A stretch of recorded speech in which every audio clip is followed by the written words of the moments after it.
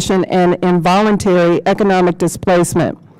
Where do you see examples of urban revitalization that have not displaced low-wealth people of color? What proactive policies do you need to prevent this? Is there a panelist that really wants to answer this question instead of me calling on someone? Great. Shauen, yeah. Shauen, would you mind?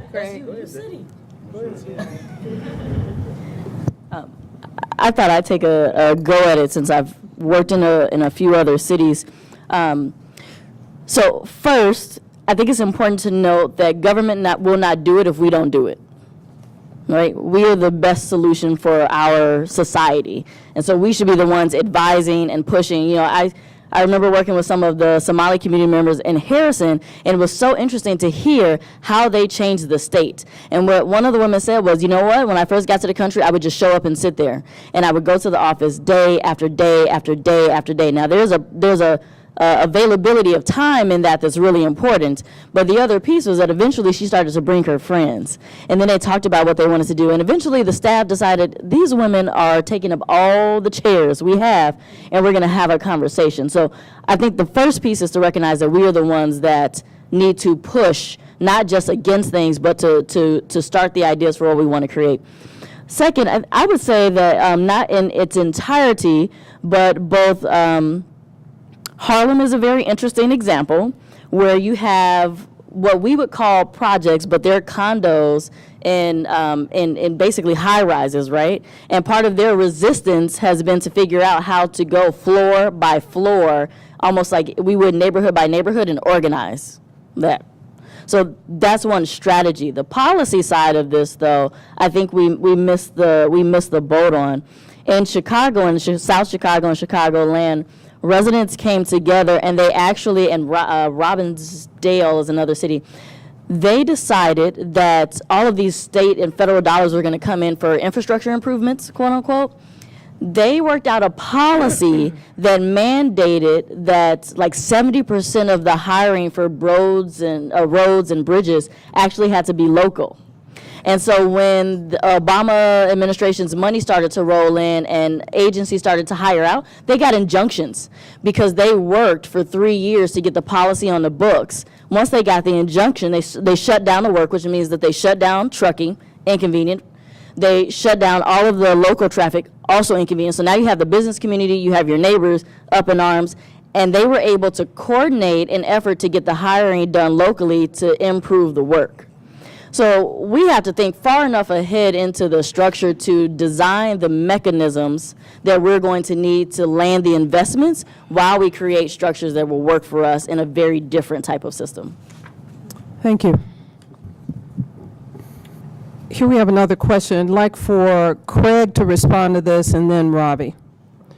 I think if I answer truthfully to that, I might lose my job. I haven't asked the question yet. She hasn't answered the question. Got a new question. New question. New question. Yeah, I didn't want you to lose your job. That's why I let Shauen respond to that first question. Okay, new question. Penn and Plymouth have the potential to be an anchoring commercial corridor in the community. The impression given by residents is that the corridor was transferred from the city to the county without an RFP. And we are wondering why other developers / private investors were not given the opportunity to submit proposals. Craig. Well, I think the best way to respond to that is be very clear and honest, that there, on a couple of occasions, we had put out an RFP for those two corners and made them available to the public, and nobody expressed any interest. So those two corners, ladies and gentlemen, I lived in North Minneapolis for 23, 24 years, and there's nothing been on those corners since McDonald's went out of business. Those corners have been dormant for over 20 years. And so I'm just curious that if you were interested, whoever certainly wrote the question, that there was plenty of opportunity to come to the city and state those interests. Again, we put out an RFP probably 2 or 3 years ago. one of our team is here, and Jim Terrell, and he may know exactly the time frame, but we got absolutely no response. North Point, I've been talking with Stella and members of the county, and they expressed interest in the property. It also, as part of that conversation, it also provided a great opportunity for Estes to reposition themselves. And so I will take ownership of the fact that I made the decision to convey the property to North Point because it looked like a great economic opportunity for the community. North Point was going to expand, it was going to create more jobs for the community, be able to extend or expand the level of services that it was going to provide to this community. Estes was going to have a better home, and Thor, and I've been pushing on Ravi and Richard for years since I was actually at the university to think about moving to this corner, and I'm so pleased that they actually did. So that's And can I? Thank about you, as thank open you. and honest as I can take. Stella, you want to add to that? Yeah, I just want to add to it. So I see Jim is standing up there, but when that RFP was put out, some of you may remember Glenn Ford did and was working on a grocery store, Praxis, and we were working with him. North Point put in for, through the county, the leasing of the other parcel for additional parking. And Craig was right. There was nobody else, because we were at all the meetings. Nobody else came forward. Those parcels have been vacant. The other thing I just want people to realize, because oftentimes there's a misunderstanding about the economic engine that this asset that Pilot City, North Point is to this community, okay?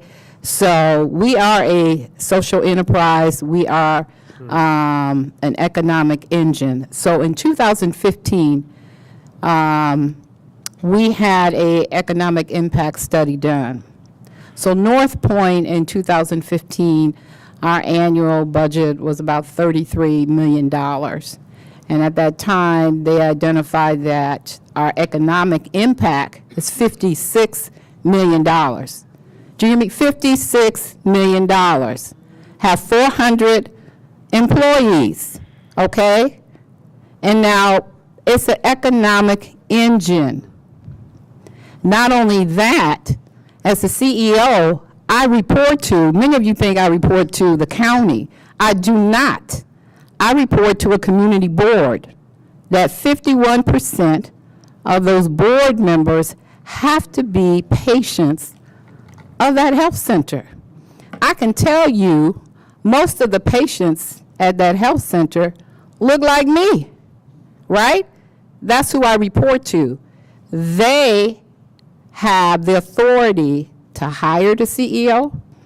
They evaluate me. They alone have the authority to terminate me, all right?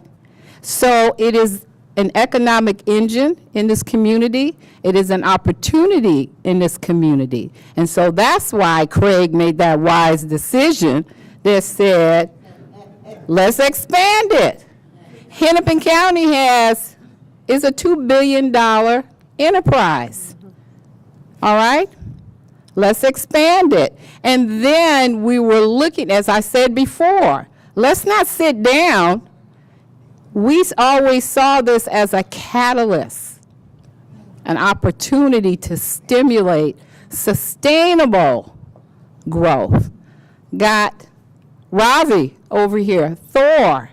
The opportunity for Estes is a business. And when we talk about wanting to have economic development, people, as I've said, 100% certain all of us are going to die. There is that, right?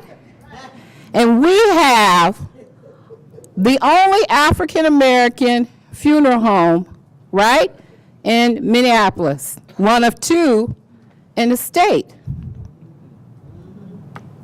Let's look at where we put our dollars, because that's 100% sure that that's going to happen to you.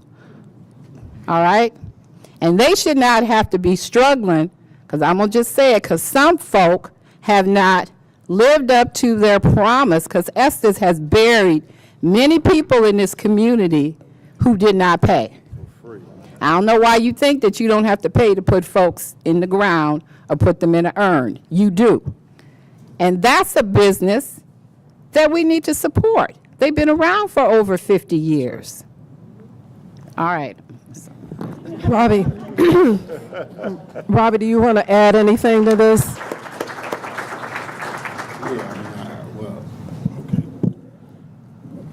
Your choice.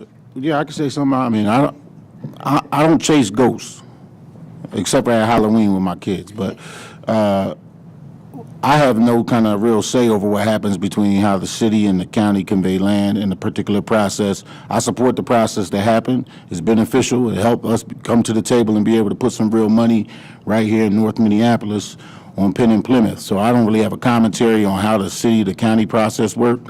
And I also don't want to talk about, what's the cost of things that don't happen, because to Craig's point, nothing was happening.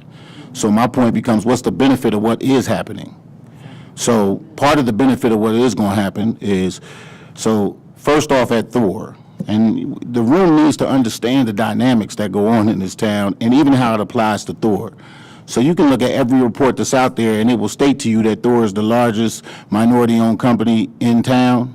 What it doesn't tell you in those notes is that 87% of our revenue comes from outside the state of Minnesota and has for the last 10 years. What it doesn't tell you is that to operate our business in Minneapolis and Minnesota for the last 10 years since I've been at the helm in the organization as either CFO or CEO, we've lost $3 million. $3 million as an operation. The only reason we're able to continue to sustain is because the work that's happening in other parts of the country are subsidizing our Minnesota office. And it's been like that for over a decade. So as much as you see these reports, the truth of the matter is we can't be an economic development catalyst for anybody if we're not having any work. And the work that we are getting is typically tied to Mortensen. I'm talking now, it's 2% of our revenue over the last 10 years if you take Mortensen out of the equation. 2%. We found it here. So you need to understand the real economics of what's going on. Part of what we're trying to do is move that economic agenda. And truthfully, trying to claim that we can control some economics here in our own backyard so that we can control supply chains, because I could set historical levels of participation and inclusion I already have around the country and on the jobs that we've been here pushing Mortensen along the way. And that's in workforce, Bill setting up Northside Job Coalition, that's in job creation. It's also in subcontracting. And we're going to do the same thing here. Over 300 full-time jobs. The people that I'm putting in my office, and oh, by the way, I'm master leasing a floor over here. I'm in 5,500 square feet right now. I'm master leasing 30,000 square feet. That's $720,000 difference in lease expense for us every year. And guess what? I signed up to be here for 20 years in a lease. And a 7-year lease because nobody else was in the building. And the underwriters are saying, well, who's going to underwrite it? Well, we are. I'm putting Thor's balance sheet completely at stake. And guess who I intend to have on my floor? Mita, who works with Marcus Owens and Neon to try and form a model for capacity building for minority entrepreneurship right here. NCMSDC, if you want to get certified as a business and do business with the large corporations, and by the way, Minnesota has some of the largest per capita Fortune 500 companies in the country, they used that certification to quantify their minority business spend. And that spend quantification is part of the incentive for them to do business with us. They're going to be here. Build Wealth and David McGee trying to help people repair their credit so they can get into homes and get financed in our building. Insurance, bonding, the kind of stuff that limits people being able to participate. CBiz with Gwen McFadden and Ezel Jones on our floor in our building. I'm making it so you don't have to go downtown for those services. One place to come to. And yes, I'm glad that they're putting transportation infrastructure in here, which makes it even better for people to come here, but I'm really interested in the people that are already here, who can't afford to go park downtown to go talk to Mita, can now do it in my building. And oh, something else, by the way. We had to raise equity in order to pull this off. There are no minority or black-owned equity firms around here functioning right now. Milestone Growth Fund is dormant, no money in it. That's a problem. So where do you think I had to go to get the equity? And I've put on the table for people in this room that there's an opportunity. There's an opportunity. In my original documents, I said I wanted a community buyback scenario because I'm going to have to hold this property for at least 5 years, and because of new market tax credits involved, at least 7. Over that 5 to 7 year period. I want the community to be equity partners with us. So if we can put the money together, help me buy out the partners I have in there right now. I don't have an allegiance to them staying there. I just need to get the deal done. Let's be real. Let's not play ghost games. Right, amen. Everybody knows that when we came after this project, I got no phone calls to tell me, hey, I got an idea. We want you to consider this. I didn't get conversation at all until recently, to be honest with you, and the calls that did come before then, they're after I'd already spent $500,000 on the design. This is business.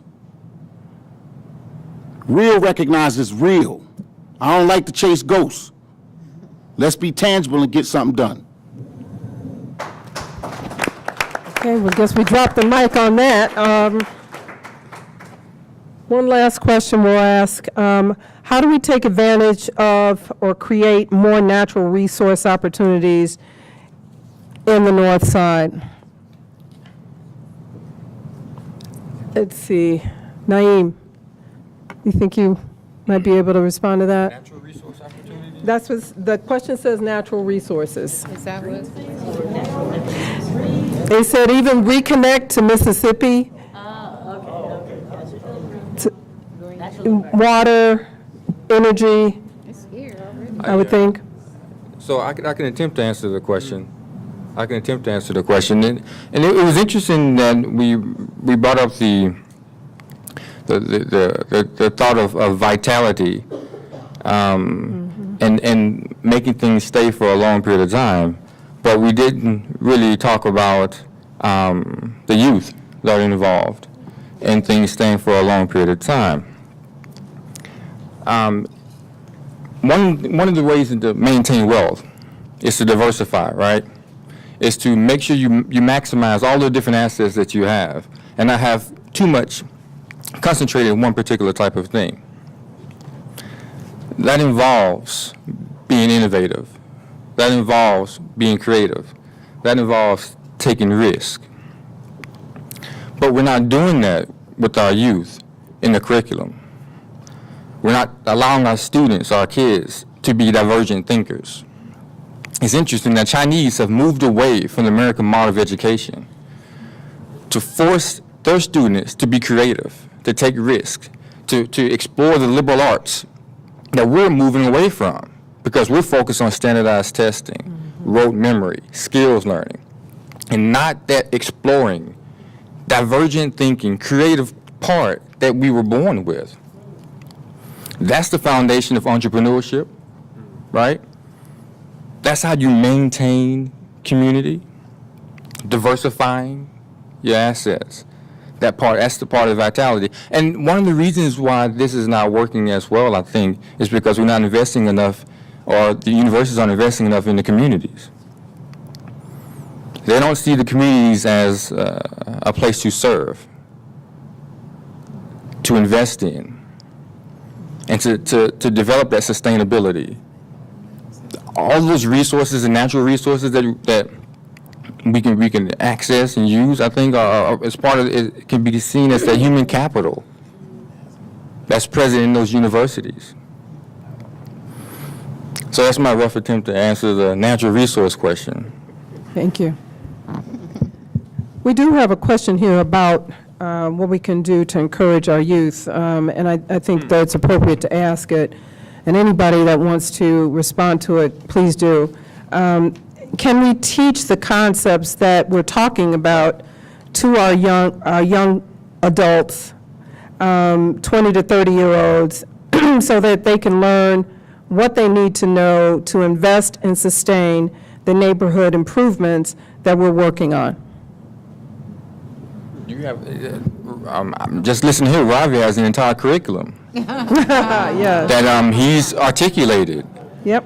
That if you put it to paper, and you were serious about developing think tanks within the community to teach that informally through community elders, you could do that. Well, Right? how are we going to get the word out to those young people? I mean, we're talking about it now, and a lot of people in this room probably have access to information, seem to be well-informed, but there are young people that are out here, there are people in this community that have no idea what's going on right now.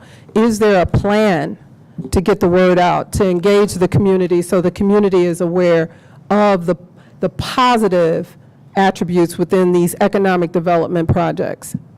Shaun? My experience is that we don't actually have much of a gap in our young folks' ability to understand the concepts and act on them. I've worked with 5-year-olds and 10-year-olds to read through city contracts, and they can explain to you the Great Streets Facade program.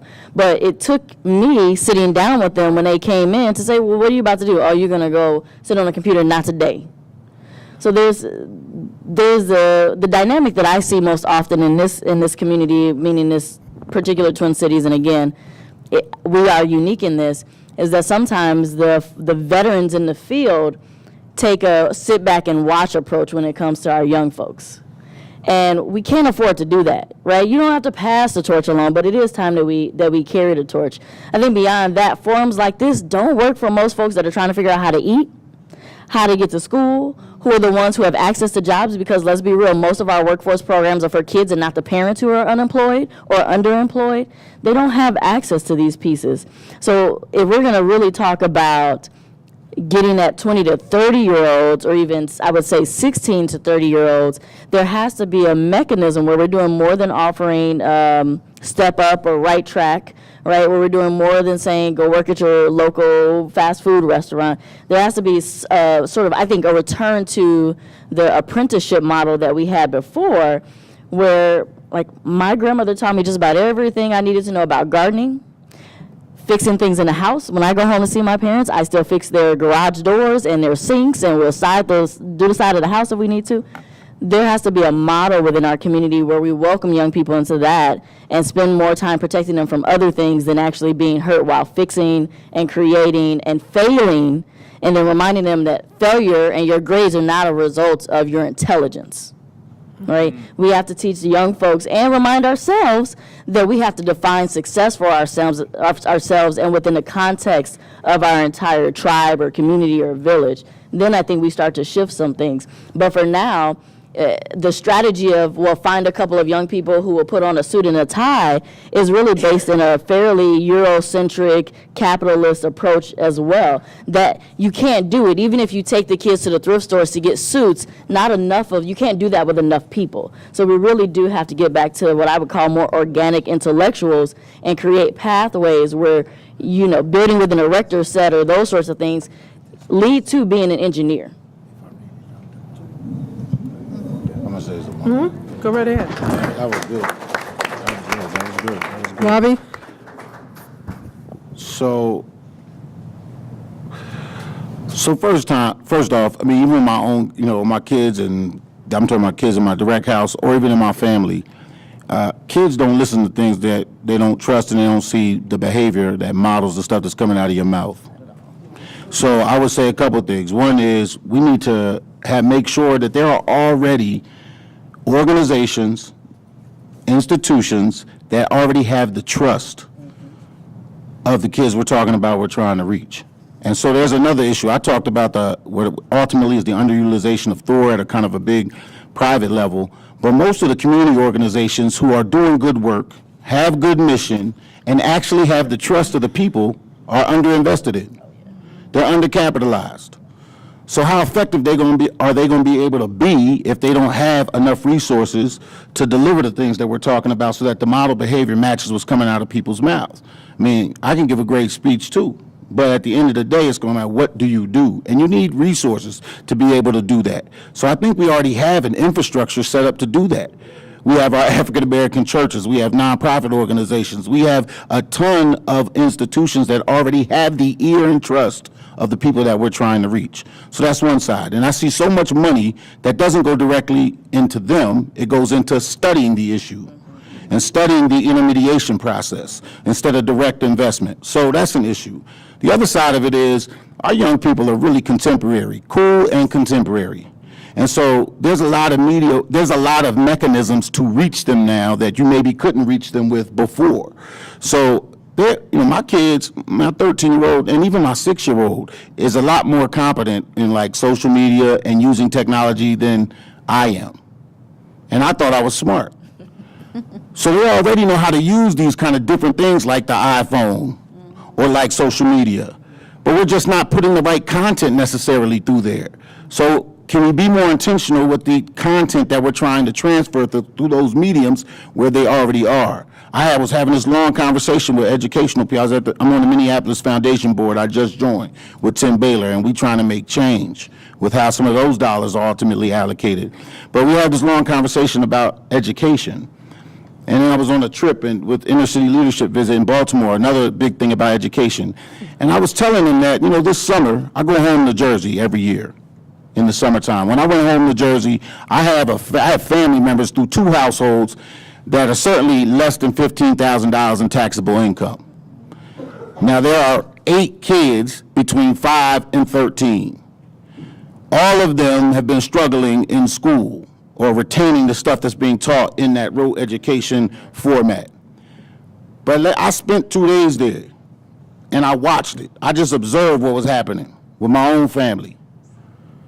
80% of the time that they had available was spent on Xbox and PlayStation. Inside of that, 95% of that time was playing John Madden football. Now, I want to tell you something. I observed something that was very interesting about how do you reach people where they are. These guys already brought a whole lot of passion. In fact, they started fighting when one of them lost. Passion, a lot of comprehension. So here's what was interesting. They was all into understanding the strategy that goes into what players he getting ready to run, how do I have predictive analytics and forecast what he's trying to do, what's his pattern. They were way intelligent in that, understood it all. They were beating me in the game, so I knew. Adrian Peterson put up 218 yards. I stopped the game. I said, listen, how many yards does Adrian Peterson need to break the single season rushing record? They did the division like that. Well, he needs to do this. And they gave me the number. I thought, man, and you failing math? Mm-hmm. So nobody's reaching them where they already are engaged and passionate and ready to learn. We busy trying to get them to conform to the systems that work for the people that already set it up before. Tom Brady got knocked out. He did. His head got knocked out in the game. I mean, maybe you like Tom Brady, but his head got knocked out in the game. He was out 4 weeks. Out 4 weeks. And then I stopped and said, what caused that brain trauma, you think, that he's out 4 weeks from the defensive end coming? They're like, because, Unc, he got a concussion. So these cats can learn science and anatomy too. If you reach them in a place that you engage them, guess what else? Every single one of them had their own team. They were managing the salary cap. I said, let me show you how I do that every day in my business. Hey, yeah, Unc, I could do that too. I said, yeah, you can. So that's what I just want to make a point. It might feel anecdotal, but it's real. Mm-hmm. Part of this is not just trying to get them to come to us, but how do we reach them where they are? Ravi, before you pass the mic, we have another question, and this one is directed to you. What does the P stand for in NAP? Oh, no, I did come back to that. That was personal responsibility. Right. Yeah, I thought it's. And I gave a whole riff on that. I'm using my man's jazz term, right? So, yeah. So change the narrative, change the assessment and the allocation, and change our personal responsibility. And then there'll be no more sleeping at the wheel then, and we'll get change. Thank you. I want to thank everybody. I thank the panelists. We're just getting ready to wrap up. Mr. English is going to say a few words and close us out for the night.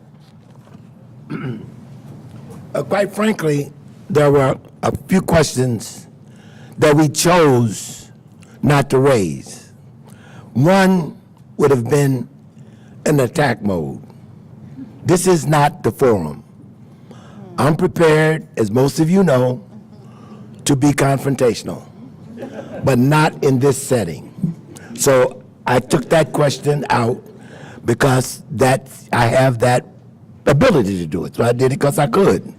Okay? So I just want to explain that some questions, this is not a place, we wanted to have a dialogue and a conversation that is critical to this community. First of all, I want to thank everybody who showed up tonight. I want to thank this esteemed panel for taking time from their busy days. There are a couple of people in this audience though that needs to be recognized. And with my boss's permission, I'm going to do that. I want to recognize Tim Baylor, who invested on Broadway when it wasn't popular. Stand up, Tim.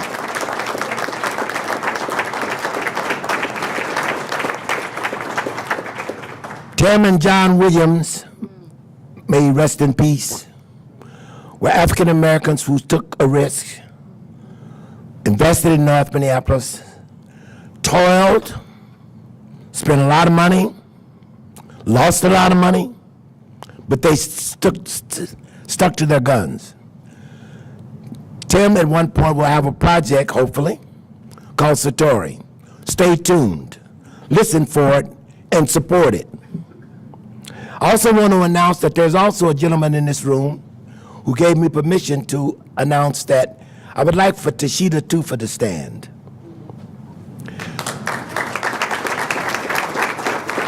Before you applaud, just stand up, keep standing. Before you applaud, you need to know something. At the end of this month, Tashida is closing on a piece of property at 4640 Lindale. It may even be done by now. And that will mean he will be bringing 70 new jobs that he will start recruiting for in early December that start at $17 an hour plus. 70, you got the math, at 17 up to 20, and some of those jobs, at least 10 of those jobs pay in the neighborhood of $50,000 to $60,000 a year, and he's prepared to train most of those people with some of the workforce groups in this community. He lets his drivers, most of whom are female heads of household, many of whom, he lets them bring their young kids on the bus so they don't have to, they drive safer, he said, and they do, and they don't have to pay a babysitter, which is outrageous fees, as you know, without that subsidy. So, thank you, Tashida. He's a new investor in our community. I'll tell you this, he wanted 10 or 12 acres, but we just couldn't get him, okay? So, welcome Tashida to your neighbor, and give him a round of applause. At the beginning of this conversation, Cathy framed it by saying she sat in this room in 2011, and where Governor Dayton made some commitments that she's now working to follow through, and things are starting to happen. The Workforce Center will finally open soon. Other things happen. She talked to Bright Grove North and all of that. But there is always something that happened before that. Let me share with you what happened. When Mark was running, and I can't call him Mark because I've known him that long and I'm 80 plus, so. He came to my church. And he made his pitch for votes and support. And